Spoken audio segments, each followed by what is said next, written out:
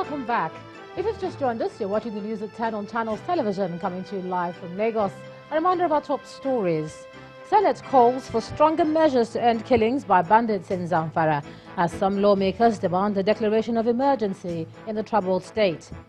Kidnapped Director of Lagos State Fire Service Razaki Musbao and 6 others regained their freedom after over 48 hours with their abductors. Police announce arrest 2 suspects. Supreme Court strikes appeal challenging the dissolution of the Kwara State Executive Committee by the APC National Chairman Adams Oshomole. And Benjamin Netanyahu wins record 5th term as Prime Minister of Israel after a close-fought general election.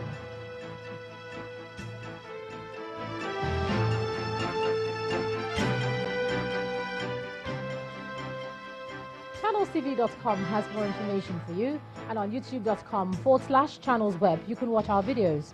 You can also watch us on your mobile device via your browser, or download the Channels TV app for Android and iOS devices from their respective stores.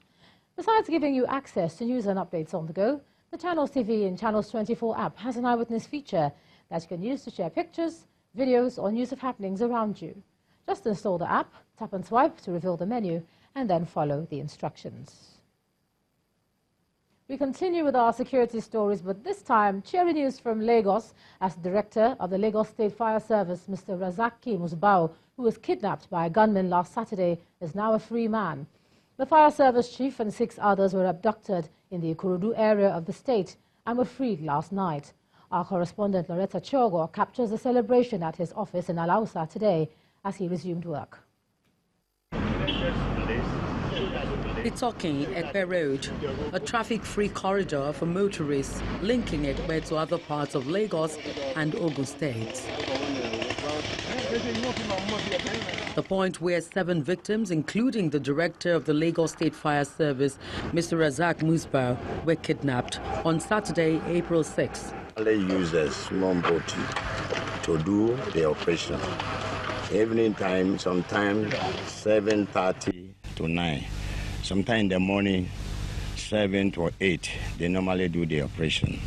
When they come in, they will take the victim in. After, overnight, by 3 o'clock, they will put them inside small boat and pass through to the big river, to Flambeau, and move to different area. And that's why they normally operate their things. By the time when we come in here, they change firing with us and some security personnel. That's why the local government chairman said we have to clear the area.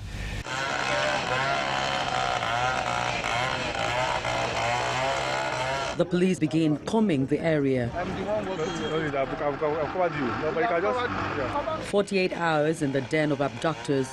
The fire service boss and 6 others are set free by their abductors. This is the Lagos Fire Service headquarters here in Lagos. It's in Ikeja. We've laid siege here just to catch a glimpse of the released Fire Service Director. And gladly, when we got here, we saw him going from office to office saying thank you to his officials for the prayers they've made and the calls they've also made since his release. Of course, the emotions here is that of jubilation. The officials here are very happy to see that their boss is back.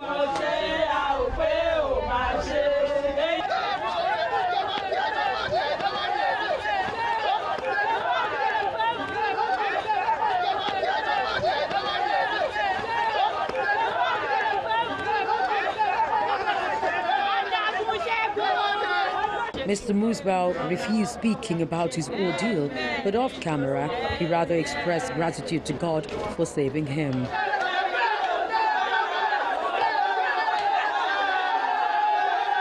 In the next 3 months, he would be completing his 35 years in civil service after rising through the ranks. Loretta Chiogo, Channels Television News. A happy one for him there, indeed. Meanwhile, police authorities in Lagos say they've arrested 2 suspects in connection with the kidnapping of the fire service chief. The State Police Public Relations Officer, Elkan Albala, explains that the suspects are currently in police custody while mop-up operations are still on to arrest other fleeing members of the gang.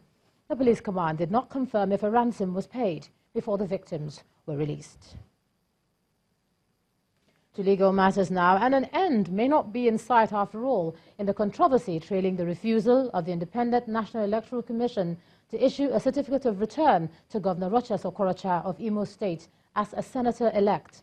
Well, that's because Justice Taiwo of the Federal High Court, sitting in Abuja, washed his hands off the suit filed by the Imo State governor today. Governor Okorocha had asked the court to grant an order compelling the Independent National Electoral Commission to issue him a certificate of return as the senator-elect for Imo West Senatorial District. Justice Taiwo consequently returned the case file to the Chief Judge of the Federal High Court, Justice Abdul Kafarati, for reassignment to another judge.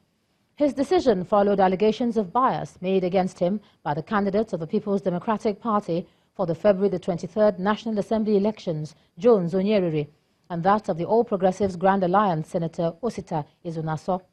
Mr. Onyeriri, in his petition addressed to the Chief Judge of the Federal High Court, dated April the 8th, 2019, asked the judge to disqualify himself from the suit. At the resumed hearing of the matter, Justice Taiwo announced his decision to recuse himself from the matter based on allegations of bias against him. Governor Okorocha was announced winner in the February the 23rd Imo West Senatorial election on the platform of the All Progressives Congress. He was, however, not presented with a certificate of return by the Electoral Commission. We cross over to Abuja now. Here's Makwe Ogun Yusuf. Makwe? Hello, Ejoma. It's good to see you. Well, we continue here in Abuja with more stories from the judiciary. A high court of the Federal Capital Territory has struck out the name of the Buhari campaign organization from the 40 million naira libel suit filed by the president against former vice president and the presidential candidate of the People's Democratic Party, Alhaji Atiku Abubakar. Justice Binta Mohammed held that the organization is not known to law. The judge agreed with submissions made by counsel to Alhaji Atiku Abubakar, Mr. Chukuma Machuku Ume, that not being a juristic person, it cannot sue or be sued. In the libel suit, President Buhari and his campaign organization accused Alhaji Abubakar and his aide, Mr. Frank Schreiber, of making several defamatory statements in the media to the effect that President Buhari used his position as the President of the Federal Republic of Nigeria and head of the government to fraudulently acquire 2 private companies for himself, his family members, and friends. The plaintiffs also told the court that the PDP flag bearer and his aide falsely claimed that President Buhari acquired the said companies using his influence and the control he has over the head of parastatals, organizations that are connected with activities of the companies. Hearing in the suit, however, suffered a setback following the striking out of the name of BCO, that's the Buhari campaign organization, as a co-plaintiff, as well as a motion by the plaintiff to replace the name of the campaign organization with that of Malam Gidado Ibrahim as a second defendant.